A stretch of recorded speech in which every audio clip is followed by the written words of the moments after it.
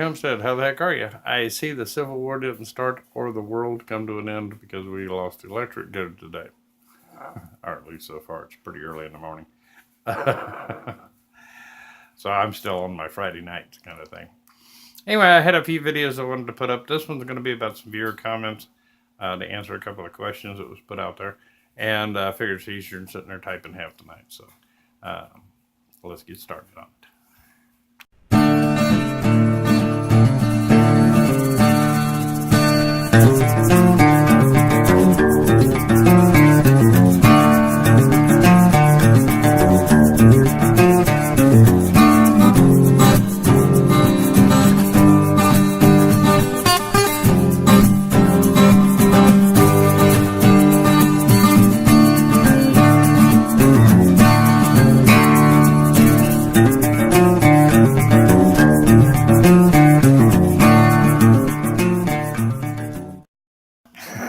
Alright, so this is going to be a video to answer comments on videos. Isn't that going to be interesting?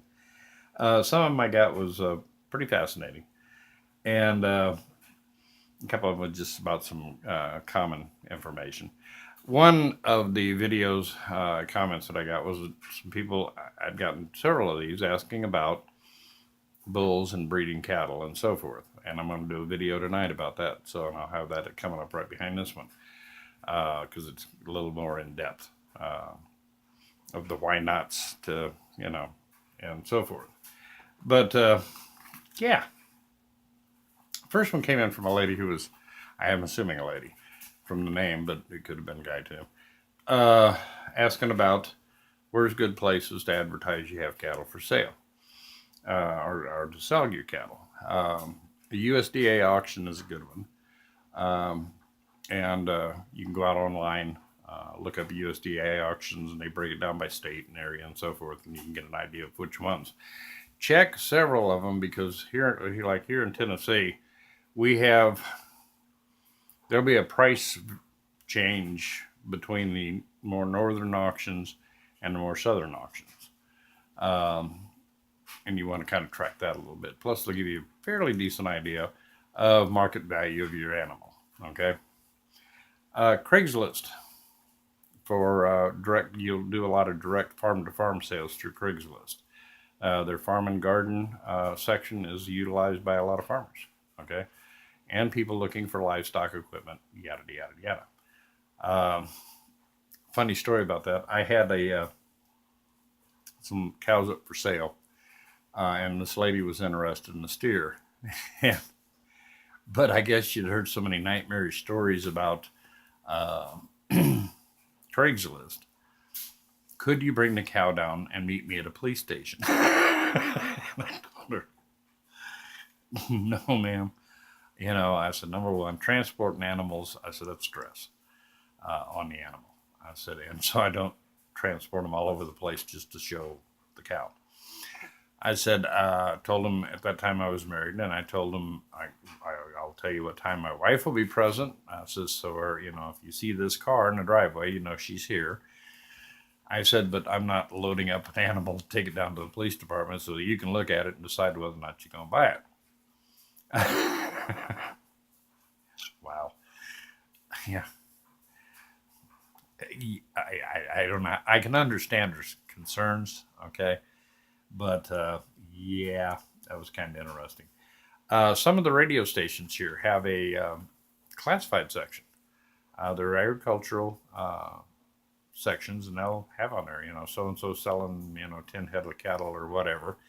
And here's the contact information, So there are different sources like that. The best one's word of mouth. Hey, if you're getting into the industry or you're in the industry, if you have a good solid breed and or a good commercial cows, word of mouth will spread pretty quick on that. If a guy comes in and you got 20 head up for sale and he's only buying 5, if you know anybody that's looking, give him my number. A lot of times you get customers off of that. Lord, I still got people calling me on my cell phone asking about chickens. So, yeah. Okay. Lindy, Tennessee. I love you, girl. That's your comment was wonderful. It was right on target on the lions, tigers, and bears. Um, in reading that, what you'd put in there, I started thinking, it's like, when they're talking about the topics of slavery and so forth, and that was the reason for the Civil War after all.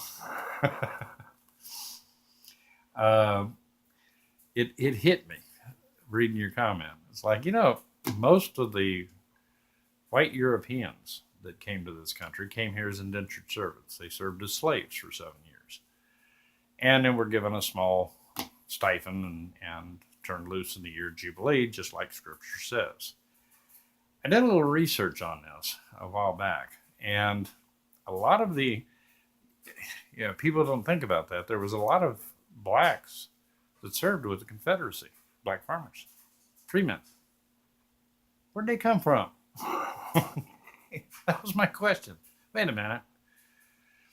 A lot of the Christian slaveholders, now I'm not saying all of them, I'm not saying all slaveholders did this, okay, because I'm sure, like anywhere else, you got the jerks who just went, I'll deal with God when the time comes.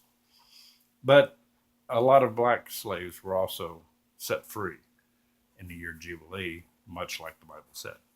Okay, strong Christian slaveholders were kind of rotated to stock because they were more afraid of what God's opinion was than what man's was. So there was a lot of small farms that belonged to freed black men. And these men were defending those farms, okay, and defending their states. Yeah. But anyway, I thought about that and was like, who do you collect reparations from? How many Italian Americans and their descendants came here as slaves? How many Irish Americans came here as slaves? Okay, so it's kind of what you're going to do after that. That is the content of your character. All right. So blacks weren't the only slaves, and not all blacks were held any longer than what the indentured servants, the white slaves, were. And a bit of history. It was a black man who sued in Philadelphia to have his black indentured servant turned into a permanent slave. That was the first case of slavery, of somebody owning that slave in America. Something to think about. And it was up north. Something else to think about. Okay, but I'm aware affirmative action does have negative effects on whites. You talked about your husband and his job search. I faced the same thing. Factories and so forth do have quotas, although a lot of companies are beginning to back away from that because they need qualified workers, and if that's all that's available in the area, that's what they're going to go with. So, but I can see where in economically depressed areas, that affirmative action has a place. These folks need jobs, need a hand up, not a handout, a hand up. But many small black farmers started out, their genealogy started out as slaves that were freed during the year Jubilee, according to the Bible, by their slave owners. And they were given a small spot of land. Most of them turned them into some kind of farms. All right. So that was where those freed black men who were fighting the North came from. Want to thank you all really for your support with my battle with YouTube. And an interesting note on that. The video that started this, the MGTOW versus the feminists, they remonetized that video. Yeah, remonetized it. And none of the other ones, the chicken egg, none of those have been remonetized. But they did remonetize that one. Even though I checked its history, it hadn't received its 1,000 views to hit, for a review. Like the rest of them are sitting there. I've marked them for I want these reviewed, but until they have 1,000 views in a 7-day period, they're not going to review it. And I know if somebody human looks at this, they're going to go, really? We demonetized a story about a chicken that lays big eggs? Really? So, but I was shocked to see that that particular video that I thought caused the whole thing, where the title of it was it was a barn chat, and the title was MGTOW versus feminism, was and got remonetized. Somebody want to explain? Maybe it was the word feminism in there. Well, maybe he's for feminism. So go ahead. Ad revenues are down big time. Understand that YouTube Red is not a good thing for YouTube content providers. Always kind of keep that one in mind. And I had a couple of questions on Patreon that I'm working on right now. That is going to be, they're going to have unique content. That Patreon account's going to be more of a how-to, general information on breeding and different things of that. It's going to be more of a how-to site. I figure make it worth your buck. Okay. So when that's set up, I'll let you guys know. Matter of fact, the VidMe account is going to be virtually the YouTube equivalent to Tennessee Homestead. I'm going to put a link on this site with an introductory video that you can take and go to that, and that'll be free. Okay, because I understand not everybody's got money to be thrown around to watch a video. All right, especially my ugly mug. So, yeah, there'll be free content available for you folks. All right. Originally, when I started this out, it was to be more of a PSA kind of thing. But the comments and your support on that was just tremendous. And I have been working a whole lot of overtime. And so I'm trying to get this up and running now. So hopefully within the next few weeks, we'll be announcing the changes. But a Patreon account will be an educational account. It's going to be, and it'll also be one where you can say, hey, Rich, I'd like to have some information on, crossing chickens with goats. Okay.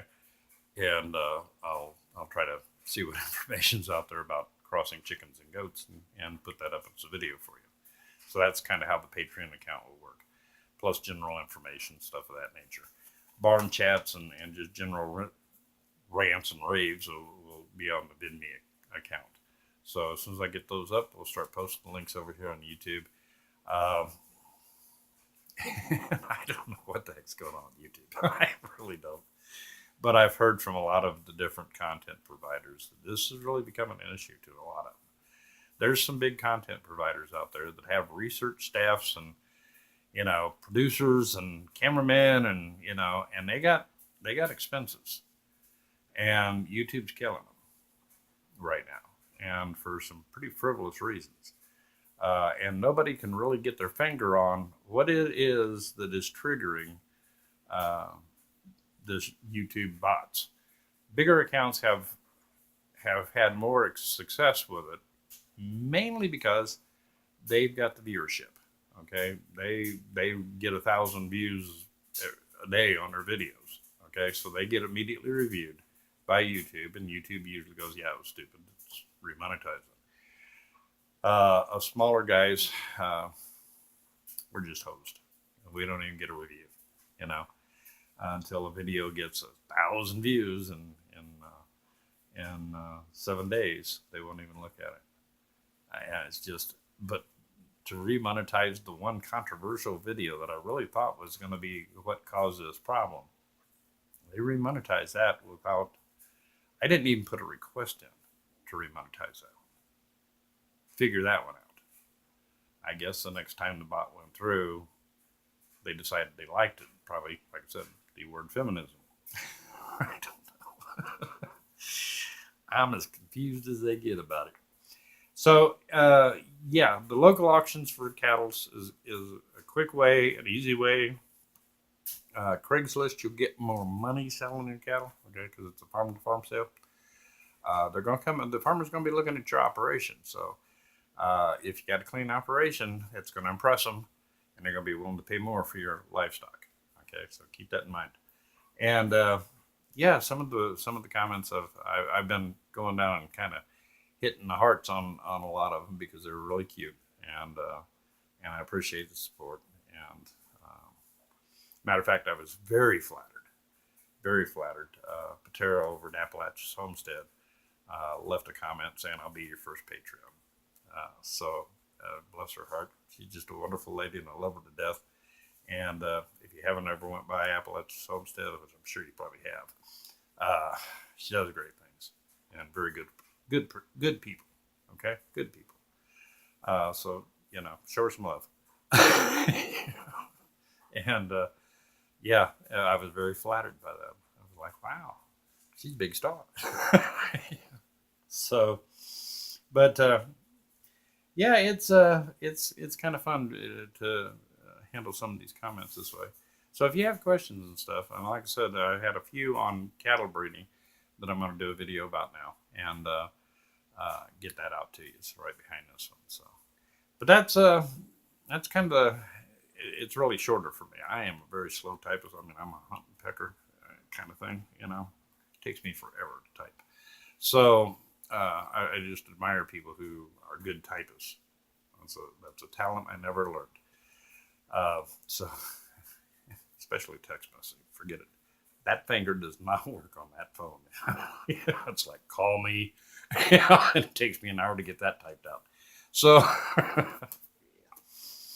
new job's going good. Matter of fact, they keep dumping more responsibility on me and promising that they're going to dump more money on me. So I'm kind of waiting to see that. And I'll find out in the next few days whether that happens. But I guess they like somebody that gets in there and doesn't mind doing what has to get done, And even if it's not in my particular area, if I can help out in any way, I've been doing that. So, which is a lot of times what the overtime's about. Yeah.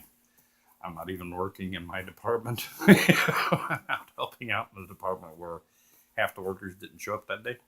So it's a good place to work. Good people to work for. I enjoy it. And so I think this may be a good formula to take some of the questions and answer them that way. I kind of scanned through them to see what I had out there. Most of the toughies I'd already answered, but I like this, give you your own personal little video back. So, like I said, local auctions, Craigslist. You look around and see if there's some agricultural radio stations out there. A lot of them have what they call their free classifieds, where they do a little spot for you, and then word of mouth. If you're going to be in this business, word of mouth's going to make or break you. Because just starting out, you're going to need to advertise, but a lot of times, the phone would ring and say, "Have you got?" And because they know that you deal with quality animals. So keep that in mind. Anyway, I'm going to let this go. Went a little long. Good talking to you again. And I will promise you're going to start seeing a little bit more of me. Finally, life is beginning to settle down. So, anyway, God bless you. Love you guys, and I appreciate you. I really do. And you have a great weekend. Okay? Talk to you later.